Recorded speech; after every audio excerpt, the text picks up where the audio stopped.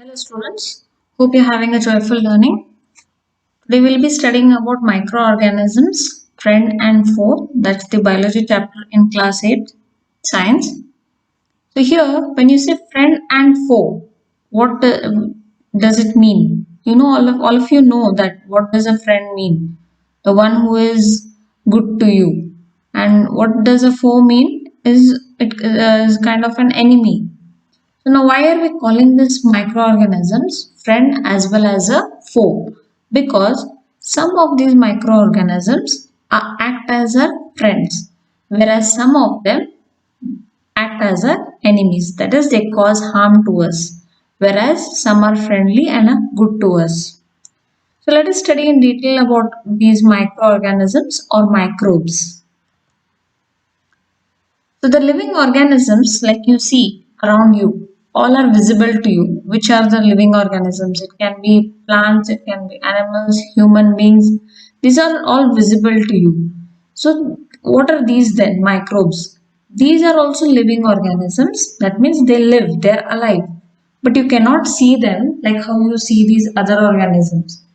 Because the size of these is very small, unlike the size of the animals, or if you see a small ant also, it's much more smaller than these. The size of these microbes is much more smaller than these ants. That's why you can see them under the microscope only, and therefore they are called as microorganisms. Because they cannot be seen with the naked eyes, you have to see them only under the microscope. And the study of these microbes or microorganisms is known as microbiology. I hope that's clear to you that microbes are those organisms, they're living, they live, but you can see them only under the microscope. So, how many types of microbes do we have? We have bacteria, algae, protozoa, fungi, and virus. These are the names of the different microbes. Like in animals, now you have different types of animals. In the same way, you have different types even in the microbes or microorganisms.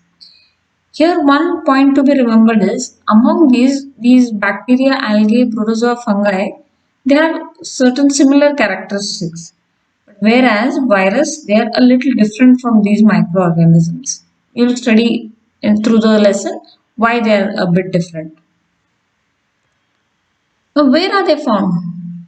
Yes, by the picture you can see, you forget about the picture, you can even look around you. Oh, stop, don't touch anything. It must be there also. And when you touch it, you don't know whether it's your friend or it's your foe. But they are there everywhere. They're there in the nature. They are present in the ice cold regions. You can see the like Arctic region. They're present there. Extreme hot, like the desert or even hot springs, where they are called. They are present there. They live on plants. They live inside you. They live outside you, and hence you don't know where they are, but they are there everywhere. It can be in a house as well, inside your house, outside your house. I told you, inside you also, inside the organs, they can be present. And through the magnifying glass, what you see here, you can see it on you also. What you see here, on, and here it is inside the body. So there is no chance like here it's not there or there it's not there. They can be stuck to any kind of surface. So they enjoy the kingdom everywhere. Let us study one part or one of them, that is the bacteria. What are these bacteria? They're one of the oldest life forms. That means they were the first to exist before even your dinosaurs or whatever. So they were the oldest life forms because even our body was like formed after a lot of evolution. Evolution means changes that have taken place. These bacteria are one of the oldest life forms.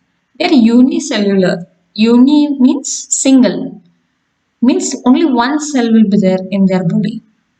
Like us, suppose our eyes is made up of many cells, many different cells. It's a organ. But here the bacteria will be having usually single cell, means one cell. They appear in variety of shapes and sizes. You can see the picture alongside here. There is no any fixed, zebra looks a zebra only. But here, bacteria, it can have any shape, at any size, variety, many different types of it. Here are just few examples of the bacteria. Where do they stay? They stay in soil, water, and even in the deep crust of the earth also. Okay. They live in colonies. Colonies means you can see a group here. They live in groups like this. Not singly, they live in colonies. Some are autotrophic, that means they can make their own food, and while others are heterotrophic, means they depend on others for their food. So this was about bacteria. In again I told you here also you have good bacteria and the bad bacteria. We'll be studying through the lesson which are the good ones and which are the bad ones. As of now, these are the simple characteristics of bacteria. Means what are these bacteria? Just to have an idea of how they look or where do you find them, how they stay, and prepare their own food means like how plants prepare their own food. Same with these also. Some are autotrophic and some are heterotrophic. I hope that's clear with the bacteria. We'll continue with the other microbes in the next session. Thank you. Have a happy learning.